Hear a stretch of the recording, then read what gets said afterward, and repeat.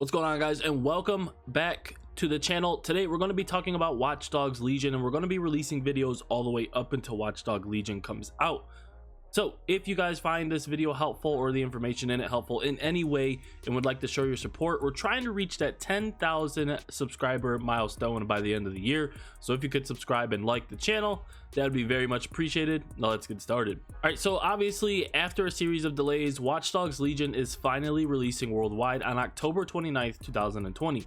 The game was originally announced for fall of 2019 release, but of course was pushed back to March and then delayed until October 29th. Now, Watch Dogs Legion does take place in a London setting that has been touted for some time now, since it was teased at the end of the previous game. But this isn't your typical representation of England's big smoke. Watch Dogs Legion's setting is confirmed to be a post-Brexit dystopian London, and it will of course be open world. Now, the Watch Dogs Legion map is so big that it stretches from Camden to Brixton, so there is plenty to do when you're roaming around. Now, of course, with such a big map, there is going to be fast travel, so that is another thing that you don't have to worry about. Now, of course, in a typical London setting, the fast travel is represented by the tube in the London Underground. I mean, of course, guys, it is London after all. If you don't fancy the tube, however, and want to experience London's horrible traffic, you can hack and control the city's infamous black cabs. However, I have seen a couple of videos already, and they are saying that the traffic at night is not as bad as during the day. Now, Ubisoft has revealed that Aiden Pierce will be a playable character and will be able to join the Resistance, and that Pierce will receive a new chapter in the season pass. However, he just won't be able to be playable right from the get-go. So there will be a time between you starting the game and then you making some progress that you'll be able to play as Aiden. Now, of course, real life London is already known for a lot of surveillance technology. I'm not going to get into the weeds of that, but Watch Dogs Legion's post-Brexit London is a whole new level of tech dystopia. Drones are now heavily integrated into society, some of which are basically flying cops if you want to take it as that, and they're equipped with weapons and scanning for troublemakers at all times. This is going to be the world that we're living in within 20 to 30 years from now. Bet on it. Now, in Watch Dogs Legion, a new private security company, Albion, has gained influence across the city, and then Bloom, the evil tech super company that we've known for the last two games, is still going to be making appearances and trying to pull some strings behind the scenes. Now, it does seem coincidental, but while Brexit might have informed some of the story or decisions Ubisoft made about the game, the choice of the location was made before Brexit. Now, let's move on to playable characters. Each character has a host of different attributes that affect their playstyle. Scanning a random citizen might reveal that their background makes them better at non-lethal takedowns or hacking drones, but of course you can't just hit a button and then recruit them right away. That's just not how the game works. You're going to have to make sure that you sway them to your side and convince them that DedSec is worth risking their life for. Now, regarding that playable character, their stats will be influenced by their backstory. For instance, someone who may have been injured by Albion soldiers in the past may have a damage buff against them. Someone who creates 3D printed art forgeries gets a discount when using the in-game 3D printer to make new weapons. So a lot of the playable characters that you're going to have, like I said, they're going to have different attributes, which is going to make this game very dynamic. Now, here's an example of some of the many playable characters that you'll be able to do. For example, if you have a street artist, they're going to come equipped with a paintball and a paint bomb.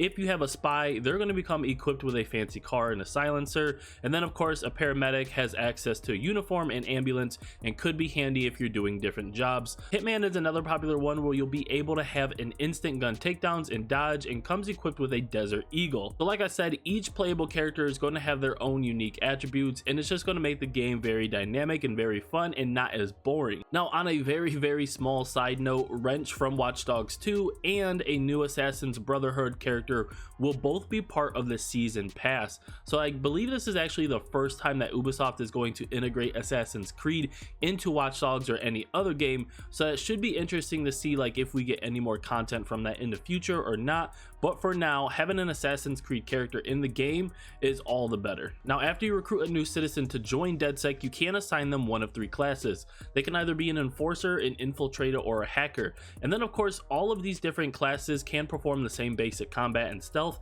However, as you guys have may seen with some of the videos out there, physical attributes can affect their combat capability. So there's going to be a difference between a young stud and then a grandma regarding their combat capability. As for what separates each class, it mostly really just comes down to extra perks. So for enforcers, they're really just going to be combat focused. They can equip explosive rounds on their weapons and plant sticky mines, and there's a couple of other main combative skills that they can have. Infiltrators, on the hand, are very stealthy. They excel at general sneakiness and have more melee options, and come with an especially useful ability. They can activate what's called an AR cloak.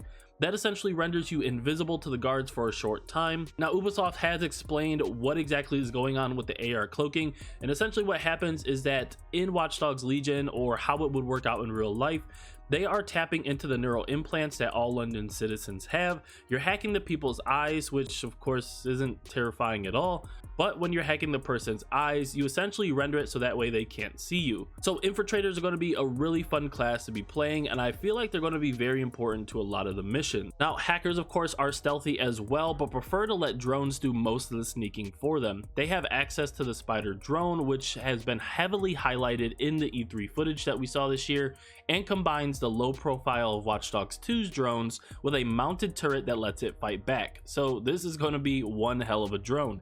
In some ways, the three classes divvy up the abilities that Aiden and Marcus from previous Watch Dogs games used to have all on their own. Now, this will no doubt give every DedSec member more of a unique identity and encourage players to try out different play styles. Now, of course, a lot of people that are playing the game are going to wonder, what about the roadmap? What about the continuous DLCs, the more content? Because that is what we have grown to in this gaming industry, is what comes next. We beat the story, we play online, we unlock hard things, we do the end game, but what comes next for the roadmap? So rounding out the first post-launch offers is bonus single player content coming in 2021, including new characters to recruit and abilities to use, new missions, and new game plus mode. Season Pass owners have a wealth of additional content to look forward to, including Watch Dogs Legion Bloodline, a brand new story expansion. The Season Pass also includes extra DedSec missions, the complete edition of the original Watch Dogs, and more. Now, of course, if you are for some reason a Stadia player, you will have access to Watch Dogs Complete Edition later this year, while all other platforms will have access in available territories when Watch Dogs Legion launches. Not only does Bloodline add a new storyline, but it also gives players access to 4 very special playable operatives. Aiden Pierce, of course, which is probably the most notable, and then of course you have Wrench from Watch Dogs 2. The expansion also includes a couple newcomers, including Mina, a subject of transhuman experiments who can mind control individuals, and Darcy, a member of the Assassin's Order. Again, that's going to be that Assassin's Creed kind of crossover. Now, this has been a pretty popular topic amongst the gaming community or the Watch Dogs fans, is PvP. For players who like their multiplayer or a bit more competitive, Watch Dogs Legion is going to introduce a brand new PvP mode called Spider-Bot Arena, and then they're going to be doing some modes later on. So in Spider-Bot Arena, 4 to 8 players will take control of lethal Spider-Bots and complete in hectic free-for-all death matches. More PvP modes, like I said, will be launched later on after the game drops. Additionally, further down the line, Invasion will make its return to Watch Dogs, allowing you to invade the game's worlds of other players, to hack them and try to remain anonymous before they can hunt you down.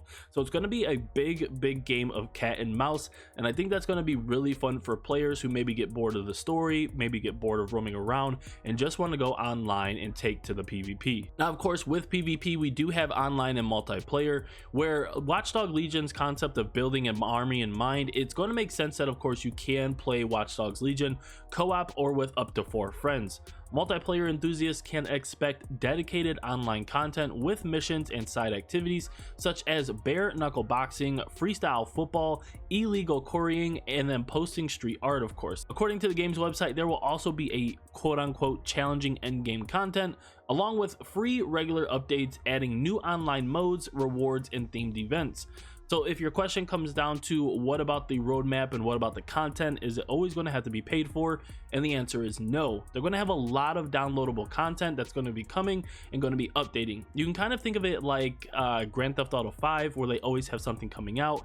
Now, it's going to be free as long as you have that season pass. So again, I would recommend just getting the season pass. Now, speaking of the season pass, we are going to be introduced to microtransactions, of course. I don't think anyone is going to be surprised about this. Now, the premium store in-game allows you to purchase operatives and cosmetics with WD credits, which works out to $1 for 100 WD credits.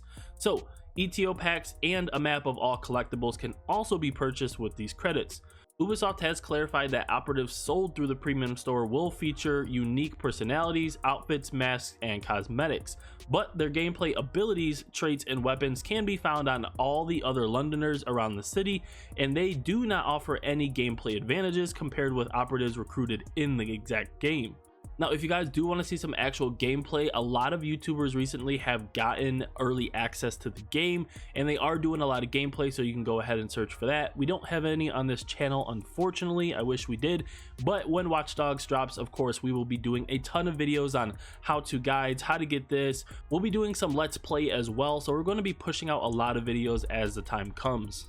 Now, I do hope this video was helpful to you guys, giving you a little bit more idea about what you can expect from Watch Dogs Legion. Like I said, we're going to be doing a ton of other videos for this game, so if you haven't yet, subscribe and like to the channel as we try to reach that 10,000 subscriber mile mark by the end of the year. I really appreciate you guys with helping me with that.